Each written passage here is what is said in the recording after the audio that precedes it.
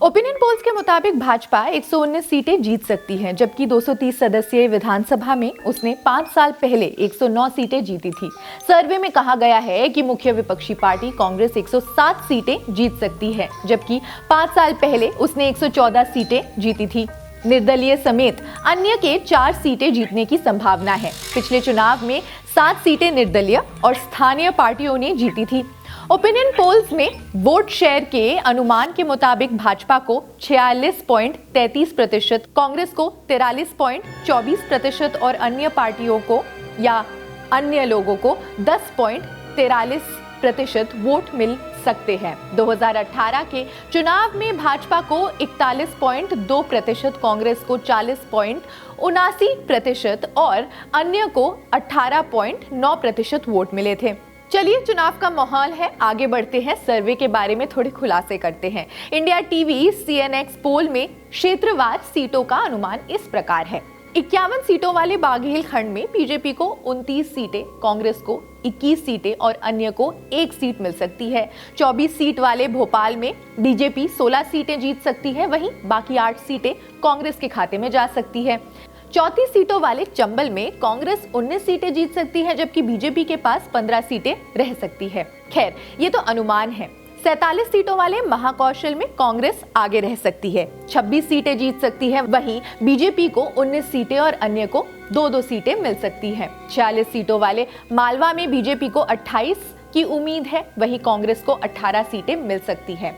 28 सीटों वाले निमाड़ में कांग्रेस 15 सीटें जीत सकती है, वहीं बीजेपी 12 सीट जीत सकती है और बाकी 1 सीट अन्य के खाते में जाता है। चलिए, चुनाव का मुख्य आकर्षण होता है सीएम रेस। तो सीएम रेस में कौन आगे है? ओपिनियन पोल में मुख्यमंत्री पद के लिए 42.5% वोटरों ने शिवराज सिंह चौहान को ही चुना और 40% के करीब कमलनाथ को पसंद किया गया। 11.47% ने ज्योतिरादित्य सिंधिया का भी नाम लिया, 1% ने दिग्विजय सिंह का नाम लिया और बाकी 5.42% ने अन्य नेताओं को पसंद किया। ओपिनियन पोल्स के कुछ अन्य नतीजे भी हैं। 92.39% बीजेपी समर्थकों ने कहा कि वे नरेंद्र मोदी के चेहरे पर वोट करेंगे, जबकि 42.6% ने कहा कि वे शिवराज सिंह चौहान के चेहरे पर ही वोट करेंगे। 5.55% की कोई राय नहीं थी। ये सवाल बीजेपी समर्थकों से पूछा गया था।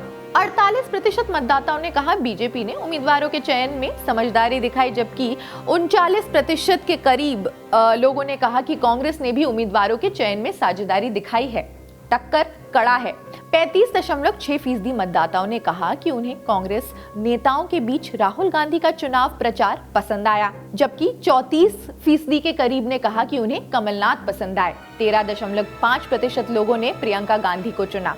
ये थी कांग्रेस की बात। 47% मतदाताओं ने यह भी कहा कि उन्हें भाजपा की कल्याणकारी योजनाओं यानी कि गारंटीज पर भरोसा है, जबकि 40.66% ने कांग्रेस पर भरोसा जताया। लोकसभा चुनाव आने से पहले 5 राज्यों के चुनाव महत्वपूर्ण हैं। करीब 47% मतदाताओं ने कहा कि कांग्रेस पार्टी का जाति आधारित जनगणना का वादा महज एक चुनावी हथकंडा था, जबकि 42% मतदाताओं ने कहा कि ये एक वास्तविक पहल है।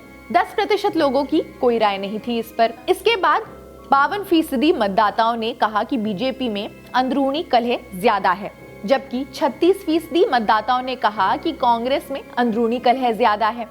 अब हम बात करते हैं हिंदू वोटरों की, क्योंकि हिंदू मतदाताओं में 66% के करीब मतदाताओं ने कहा कि वे इजराइल पर हमास के हमलों का भयानक वीडियो देखने के बाद डर गए थे, जबकि करीब 23% मतदाताओं ने कहा नहीं, ऐसा तो कुछ नहीं था। हिंदू मतदाताओं में 30% के करीब ने कहा कि वे राम मंदिर के उद्घाटन के तुरंत बाद अयोध्या जाएंगे, जबकि 41% के करीब मतदाताओं ने कहा कि वे बाद में जाना पसंद करेंगे। इसके बाद 47% के करीब मतदाताओं ने कहा कि पीएम नरेंद्र मोदी को इजराइल का समर्थन करना चाहिए, जबकि 35% मतदाताओं ने कहा कि पीएम को फिलिस्तीन का समर्थन करना चाहिए। वर्ल्ड पॉलिटिक्स में जो हो रहा है वो आज हमारे देश की राजनीति पर भी इम्पैक्ट जता रही है।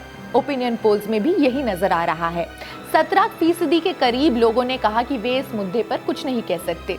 51% मतदाताओं ने कहा कि इजराइल सही है, जबकि करीब 29% मतदाताओं ने कहा कि फिलिस्तीन सही है। 10.61% मतदाताओं ने कहा कि कह नहीं सकते कि क्या हो सकता है। राज्य के लोगों को पत्र लिखकर पीएम ने कहा कि उनका वोट केंद्र में उनके लिए प्रत्यक्ष समर्थन के रूप में यानी कि कंप्लीट सपोर्ट के रूप में काम करेगा। अब मतदान का इंतजार है। चुनाव के नतीजे भी सामने आने के बाद ही पता चलेगा कि देश की राजनीति अब किस तरफ जा रही है और आने वाले चुनावों में हमें क्या देखने को मिलता है। खैर, इस खबर में बस इतना ही। बाकी देश दुनिया की खबरों के लिए जुड़े रहिए जनसत्ता के साथ और अपने कमेंट्स हमें कमेंट सेक्शन में जरूर बताएं।